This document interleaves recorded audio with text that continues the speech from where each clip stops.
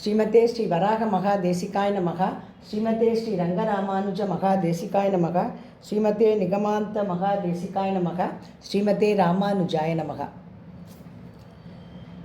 திருப்பாவை ஸ்ரீமத் வால்மீகி ராமாயண ஸ்லோகங்களும். வையத்து வாழ்வீர்கள். 2வது பாசுரம்.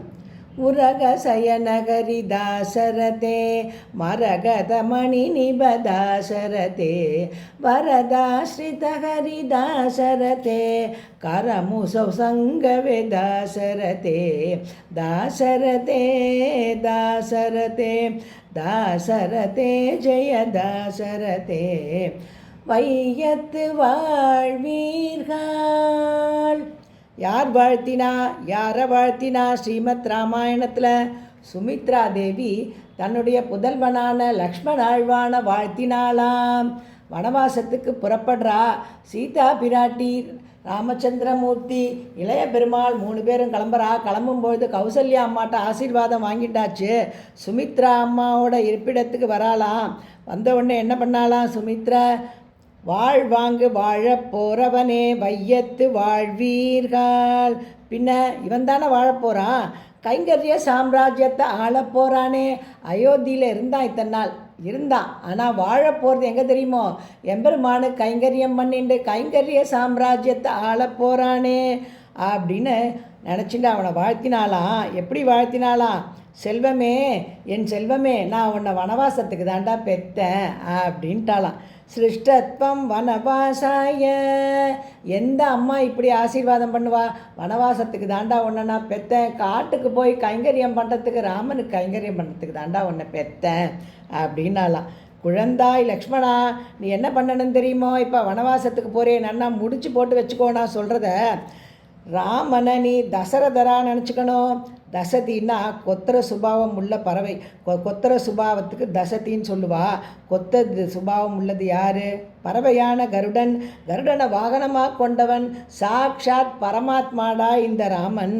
அப்படி இந்த பரமாத்மா ராமன், பரமாத்மாவே அவனை நினச்சிக்கணும். நீ சீத்தையை எப்படி தெரியுமா நினச்சிக்கணும்? அவள் சாக்ஷாத் மகாலட்சுமிடா, தாயாராக நினச்சிக்கோடா. சீத்தையை நானாக எண்ணிக்கொள். காட்டுக்கு போறியே, அரண்யமான காடு, அதை என்ன நினச்சிக்கணும் தெரியுமோ? அயோத்தியாக எண்ணிக்கொள். சௌக்கியமாக போயிட்டு வாடான்னாலாம். காட்டுக்கு போகிற குழந்தைக்கு ஒரு அம்மா எவ்வளவு சந்தோஷமாக ஆசீர்வாதம் பண்ணுறா பாருங்கோ. வையத்து வாழ்வீர்கள். ராமம் தசரதம் வித்தி மாம் வித்தி ஜனகாத்மஜம் அயோத்தியா மடவீம் வித்தி கச்சதாதயதா சுகம். வையத்து வாழ்வீர்கள். இன்னொரு காட்சி உத்தரகாண்டத்தில் எம்பெருமான் தன்னடி சோத்திக்கு எழுந்தருள போகிறான். எல்லார்ட்டையும் பேசிகிட்டே வரானா. அப்படியே திருவடி ஹனுமனை பார்க்குறாராம். பார்த்த உடனே அப்படியே திருவடி கையை கூப்பிக்கிறாராம். அவருடைய பார்வையே எப்படி இருந்துதான்? பிரார்த்தனையாக இருந்துதான். என்னை விட்டுட, எனக்கு வைகுண்டத்தில் வந்தாலும் ராமா உன்னுடைய உருவமும் உன்னுடைய கல்யாண குணங்களும், நீ ராமபிரானாக மட்டுமே என்னுடைய இதயத்தில் எப்பொழுதுமே சேவை சாதிப்பாய். அப்படி தான் எனக்கு வேணும். என்னை விட்டுற, நான் வரலையே, உன்னோட நான் வைகுண்டத்துக்கு வரலையே அப்படின்னு அந்த கண்ணு கெஞ்சித்தான் பெருமாள்கிட்ட. ஸ்நேகோ மே பரமோ ராஜன் त्वयि नित्यं प्रतिष्ठितः भक्तिच्च नियता वीर भावो नान्यत्र गच्छति. வைகுண்டநாதன்ட்ட என்னால் பக்தி பண்ணுறதுக்கு மனசுக்கு எனக்கு இடம் கொடுக்காதுப்பா. என்ன மனசு முழுக்க என்ன ராமர் தான்ப்பா நிறைஞ்சிருக்கார் அப்படின்னு திருவடியோட வார்த்தையை கேட்டவுடனே எம்பெருமான் சொன்னானா, ஹனுமன்னு உன்னுடைய விருப்பப்படியே நீ இந்த மண்ணுலகத்திலேயே இருக்கலாம். என்னுடைய கதைகள் எவ்வளவு காலம் வரை இந்த உலகில் பேசப்படுகின்றனவோ அவ்வளவு காலம் என்னுடைய கட்டளைகளை நிறைவேற்றி கொண்டு நீ இங்கே நிறைவுடன் இன்பமாக இரு அப்படின்னு அனுகிரகம் பண்ணிட்டாராம். மத்கதாக பிரச்சரிஷ்யந்தி யாவல்லோகே ஹரீஸ்வர மத்கதாக பிரச்சரிஷ்யந்தி. என்னோட கதைகள் எவ்வளவு காலம் இந்த உலகத்தில் பேசப்படுகிறதோ ஹரீஸ்வர வானரோத்தமனே தாபத்ரமஸ்வ சுப்ரீதோ மத்வாக்கியம் அனுபாலயன்னு, என் கட்டளைகளை நிறைவேற்றி கொண்டு நீ மண்ணுலகிலேயே இருன்னு சொன்னவனே சந்தோஷம் தாங்க முடியலையான் திருவடிக்கு. உடனே கைகூப்பிண்டு விண்ணப்பம் பண்ணிக்கிறாராம், கிருதஜதையை தெரிவிச்சுக்கிறாராம். யாவத்வ கதாலோகே விசரிஷ்யதி பாவனி तावत् स्थास्यामि मेदिन्यां तव आज्ञाम् अनुपालयन् यावत् तव कथालोके विचरिष्यति பாவனி. ஐயனே, புனிதமான தங்கள் கதை இவ்வுலகில் எதுவரை பேசப்படுகிறதோ அதுவரை தங்கள் கட்டளையை நிறைவேற்றி கொண்டு இந்த மண்ணுலகிலேயே இருந்து கொண்டிருப்பேன். வையத்து வாழ்வீர்கள். அடுத்தது பரமனடி பாடி. விஸ்வாமித்ரர் தசரத சக்கரவர்த்திகிட்ட வந்து தன்னுடைய யாக சம்ரட்சணத்துக்காக கேட்குறார், ராமனை கொடுன்னு கேட்குறார். காகபக்ஷதரம் சூரம் ஜேஷ்டம் மே ஜாத்து மர்கசி. அப்பா, உன்னுடைய மூத்த பிள்ளைய கொடு, யாக சம்ரட்சணத்துக்கு வேணும்னு கேட்குறார். முதல்ல மாட்டேன்னு அப்படியே அதிர்ச்சி ஆயிடுறார் தசரத சக்கரவர்த்தி.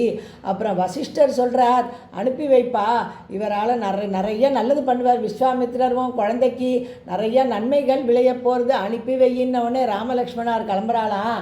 விறுவிறுன்னு கூட்டின்னு போகிறார் விஸ்வாமித்திரர். எங்கேயாவது திரும்பி பார்த்தா தசரதர் மறுபடியும் கூப்பிட போகிறாரோன்னு வேகமாக அழிச்சுன்னு போகிறாராம்.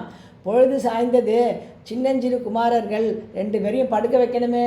அரண்மனையில் படுத்துண்டவா இங்கே புல்தரையில் சரையூ நதிக்கோட சமவெளியில் ஒரு இடத்துல படுக்க வைக்கிறாராம். படுத்துண்டாச்சு ராஜகுமாரால் 2 பேரும். கார்த்தால் எழுந்தாவாளை எழுப்பலான்னு எழுந்துக்கிறாராம் மகரிஷி. அடடடடடடட, என்ன அழகு, என்ன அழகு, என்ன அழகு. அந்த சயன திருக்கோலத்தில் பரமனடி பாடி. உண்ண வந்த மகரிஷி சோற்றை மறந்தான்னு பெரியவாள்லாம் கொண்டாடுவா. எவ்வளோ வேகமாக முதல் நாள் கிளம்பினாரோ இப்போ என்ன பண்ணுறாராம், உட்காந்து ஆற அமர அந்த சயன திருக்கோலத்தை ரசிச்சுன்னு இருக்காராம்.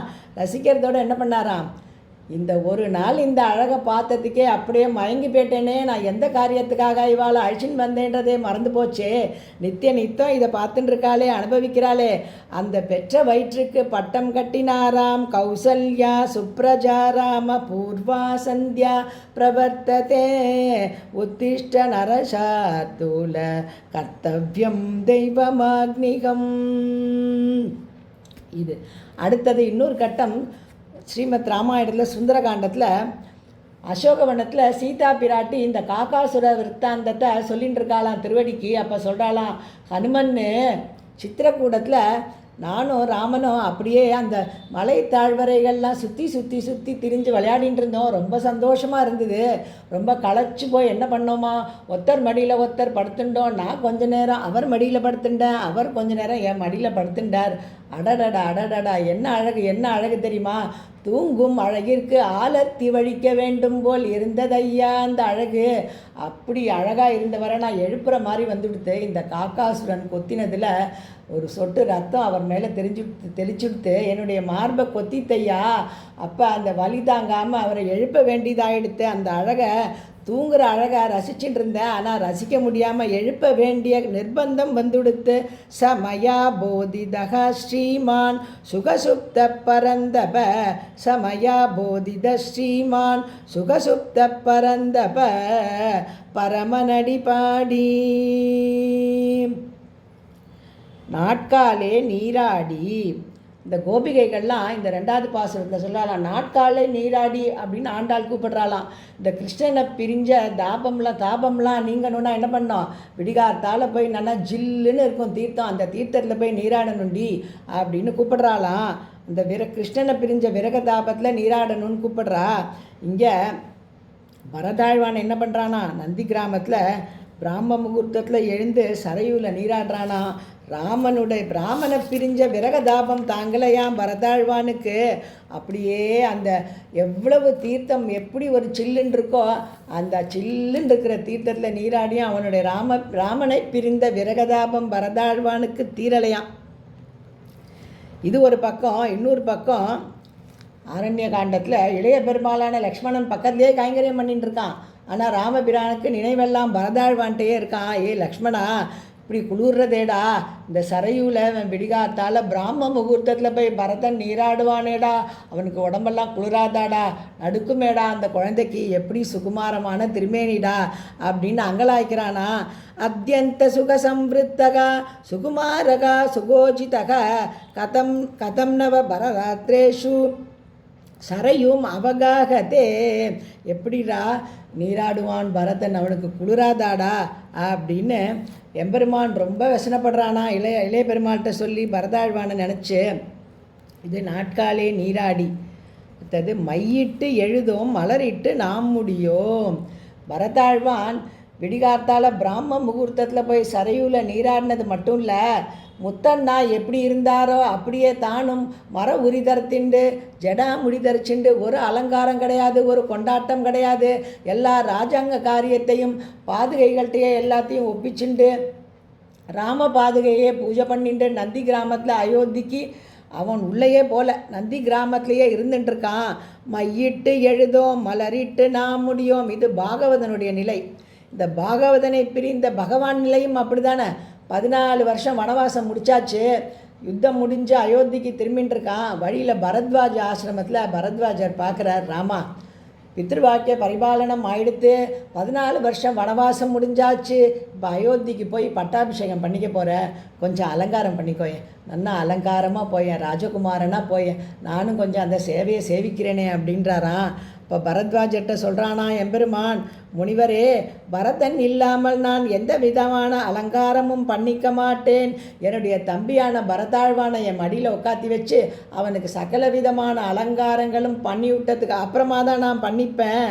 அதனால் பாகவதனை பிரிந்த எம்பெருமானும் பகவானும் விரதம் இருந்தான். மையிட்டு எழுதோம் மலரிட்டு நாம் முடியும். 14 வருஷம் முடிஞ்சும் விரதம் இருந்தான்.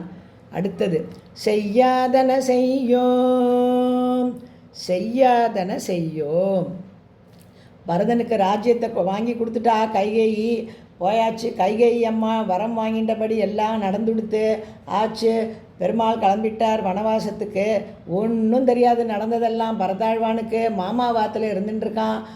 செய்தி சொல்லி அனுப்புகிறா, தசரத சக்கரவர்த்தி காலமாயிட்டார்னு வந்து தெரியறது. நடந்ததெல்லாம் கேள்விப்பட்டு ரொம்ப வருத்தப்படுறானா. திருத்தகப்பனாருடைய காரியங்கள்லாம் நடந்தது, மந்திரிகள்லாம் வராலாம். அப்பா ராஜா இல்லாத ராஜ்யம் இருக்கப்படாதுப்பா, அதனால் உங்கள் அம்மா உனக்கு ராஜ்யத்தை வாங்கி கொடுத்துருக்கா, நீ ஏற்றுக்கணும்ப்பான்னவனே பரதாழ்வான் பதில் சொல்கிறானா, நீங்கள்லாம் நிறையா சம்பிரதாயம் தெரிஞ்சவா, பரம்பரையாக இந்த இஷ்வாகு குலத்தில் இருந்துட்டுருக்கிறவா, நீங்கள்லாம் சான்றோர்கள், நல்ல படித்தவா, நீங்களே இப்படி பேசலாமா? மூத்தவன் இருக்க இளையவன் முடிசூடலாமோ? செய்யாதன செய்யோம் ராம பூர்வோகினோ பிராதா பவிஷ்யதி மகிபதிஹி. கைகேயி ராஜன்னு அப்படின்னு கூப்பிடுறா பரதனை. யாருமா ராஜான்னு கேட்குறானா. நீ கல்யாணம் ஆகி வந்திருக்கே, இந்த ஆற்றுல நீ வந்ததுலேருந்து பெரிவா செய்யாத ஏதாவது ஒரு காரியத்தை எங்கள் அப்பா பண்ணி பார்த்துருக்கியோ? முறை தவறி யாராவது மூத்தவன் இருக்க இளையவன் முடிசூடி நீ பார்த்துருக்கியோ? இப்படிப்பட்ட நீ ஒரு விஷயம், இந்த விஷயமாவது நீ தெரிஞ்சிட்ருக்க வேண்டாமாம்மா. கல்யாணம் ஆகி வந்ததுலேருந்து என்னை பார்த்து ராஜான்னு சொல்கிறியம்மா. அஸ்மின் குலேகி பூர்வேஷாம் ஜேஷ்டோ ராஜ்யாபிஷிச்சியதே. நம்ம குலத்தில் இதுவரைக்கும் மூத்த மகன் தானம்மா பட்டாபிஷேகம் பண்ணிட்டு இருக்கான், என்னவோ புதுசாக ராஜன்னு கூப்பிடுறையே அப்படின்னாலாம். இதே அயோத்தியா காண்டத்தில் பரதன் ராமனா திருப்பி கூட்டுண்டு வந்து மறுபடியும் அயோத்தியில் அவனுக்கு பட்டாபிஷேகம் பண்ணியே தீருவேன் முத்தண்ணாக்குன்னு பரிவாரத்தெல்லாம் கூட்டின்னு போகிறானா. நகர மக்களெல்லாம் அழிச்சின்னு போகிறானா, மந்திரி பிரதானிகள்லாம் அழிச்சின்னு போகிறான், தாய்மார்கள் எல்லாம் அழிச்சின்னு போகிறான். என்னவா மனசுக்குள்ளே, ஒருவேளை அடியேன் அழுது கூப்பிட்டு வரலனாலும் இவ்வளோ பேர் கூட்டு பிரார்த்தனை பண்ணால் எம்பெருமான் வருவானோ அப்படின்னு மனசுக்குள்ளே ஒரு ஆசையான். மன்றாடுறான் போய் ராமபிரான்ட்ட போய். பெருமாள் சொல்லிட்டாரான், அப்பா பரதா பித்ருவாக்கிய பரிபாலனம் நம்ம 2 பேருக்குமே உண்டுப்பா. அப்பா ஒரு சத்திய வாக்கை கொடுத்துட்டார், அவர் உயிரோடு இல்லாமல் இருந்தாலும் அதை நானும் காப்பாற்றணும், நீயும் காப்பாற்றணும். அதனால் 14 வருஷத்துக்குள்ளே நான் அயோத்திக்கு திரும்புறதுக்கு இல்லைப்பா அப்படின்னு திட்டவட்டமாக சொல்லிட்டானா. அப்போ தசரத சக்கரவர்த்தியோட சபையில் மந்திரியாக இருந்த ஜாபாலின்னு ஒருத்தர் எழுந்து சொன்னாராம், என்ன ராமா, தர்மமாவது ஒன்றாவது, உன் தந்தை எங்கே போக வேண்டுமோ அங்கே போய் சேர்ந்துட்டார், எது கண்ணுக்கு தெரியுதோ அதை ஏற்றுக்கோப்பா, முதல்ல அயோத்திக்கு திரும்பி வந்து ராஜ்யத்தை ஏற்றுக்கோ, பட்டாபிஷேகம் பண்ணிக்கோ அப்படின்னு சொன்னவொடனே ராமபிரான் அவருக்கு பதில் சொல்கிறாராம், உலகத்தை கெடுக்கக்கூடியதும் தர்மம் என்ற தோற்றத்தில் தாங்கள் கூறியதுமான இந்த அதர்மமான உபதேசங்களை நான் ஏற்றுட்டேன்னு வச்சுக்கோங்களேன், பகுத்தறிவு உள்ள பெரியோர்கள் சான்றோர்கள்லாம் இருக்கா பாருங்க, அவள்லாம் என்ன நினச்சிப்பா, இது வரைக்கும் இந்த மாதிரி இஷ்வாகு குலத்தை நடந்ததில்லையே, இந்த மாதிரி ஒரு தீய நெறியை காமிக்கிறானே இந்த புள்ள அப்படின்னு என்ன சொல்ல மாட்டாளா? இப்படி சொல்கிறீரே, இப்படி எனக்கு உபதேசம் பண்ணுறீரே. கச்சேதயான புருஷகா காரிய விசக்ஷணக பகுமம்சியதி மாம் லோகே துர்விருத்தம் லோகதூஷணம். யாராவது மதிப்பாளா? எங்கள் குலத்தை தான் மதிப்பாளா, இல்லை என்ன தான் மதிப்பாளா? பெரியவா செய்யாததை இந்த புள்ள செஞ்சுட்டானேன்னு சொல்ல மாட்டாளா? செய்யாதன செய்யோ. அப்புறம் யுத்த காண்டத்தில் விபீஷணன் வந்தானே, நேரம் என்ன பண்ணா? செய்யாதன செய்யோம். நேரம் போயிடலாமான்னு பெருமாள்கிட்ட ததியர்களை முன்னிட்டு கொண்டு பாகவதால முன்னிட்டு தானே போனோம். நிவேதயதமாம் க்ஷிப்ரம் விபீஷணம் உபஸ்திதம். விபீஷணன் வந்திருக்கேன், ராவணனுடைய தம்பி வந்திருக்கேன்னு ஆகாசத்தில் நின்றுட்டு இந்த வானர வீரர்களை பார்த்து, வானர முதலிகளை பார்த்து சொன்னானா, நிவேதயதமாம் க்ஷிப்ரம் விபீஷணம் உபஸ்திதம். ராமபிரான்கிட்ட போய் நான் சொன்னேன், நான் விண்ணப்பம் பண்ணேன்னு போய் சொல்லுங்கோ. செய்யாதன செய்யோம். பெரிவாளை முன்னிட்டு பாகவதால முன்னிட்டு தான் பெருமாள்கிட்ட போவேன். செய்யாதன செய்யோம். தீக்குறளை சென்றோதோம். யுத்தம் முடிஞ்சு ராவண வதம் ஆயிடுத்து. இந்த ராட்சசிகள்லாம் ராவணன் இருந்த காலம் வரை எப்படி ஒரு இம்சை பண்ணியிருப்பா இந்த சீதா பிராட்டியை. சீதா பிராட்டிக்கு மட்டும்தான் தெரியும். திருவடி ஒரே ஒரு நாள் பார்த்துருக்கார் என்ன நடந்ததுன்னு. இந்த ராட்சசிகளெல்லாம் பயமுடுத்தவே வேண்டாம். அவளை பார்த்தாலே பயமாக இருக்கும் பிராட்டிக்கு, தாயாருக்கு. ஏன்னா ஒத்திக்கு வயத்தில் கண் இருக்குமா, ஒத்திக்கு நெத்தியில் கண் இருக்குமா, வயரே ஒத்திக்கு எங்கே இருக்குன்னே தெரியாதான், உடம்பு முழுக்க வயராகவே இருக்குமா. அப்படியெல்லாம் அந்த ராட்சசிகளை பார்த்தாலே பயம். இத்தனைக்கும் அவளாம் என்ன பண்ணுவாளாம், கண்ணை உருட்டி மிரட்டி பயமுடுத்துவாளாம். எங்கள் ராஜாவுக்கு என்ன குறைச்சல்னு எப்போ பார்த்தாலும் அவளை துன்புறுத்தின்றே இருப்பாளாம் தாயாரை. ஆனால் ஒரு வார்த்தை பல்லிடுக்கால கூட சொல்ல மாட்டா அப்படின்னு உலகியலில் சொல்லுவா இல்லையா, அந்த மாதிரி பிராட்டி ஒரு பள்ளி இடுக்கால கூட ஒரு இந்த ராட்சசிகள் என்னை இப்படி பண்ணா அப்படி பண்ணா அப்படின்னு இந்த அசோகவனத்தில் நடந்த ஒரு விஷயத்தை கூட இந்த மாதிரி பண்ணினா இவா இம்சை பண்ணான்ற விஷயத்தை போய் ராமச்சந்திர பிரபுட்ட ஒரு வார்த்தை கூட சொல்லலையாம். தீ குரலை சென்றோதோ. அதுதானே தாயார். இப்படி 2வது பாசுரத்தை ராமாயண ஸ்லோகத்தை வச்சு அனுபவித்தோம். நாளைக்கு 3வது பாசுரத்தை அனுபவிப்போம். ராமகிருஷ்ண கோவிந்த நாராயணா, கிருஷ்ண ராம கோவிந்த நாராயணா, ராமகிருஷ்ண கோவிந்த நாராயணா. நமஸ்காரம்.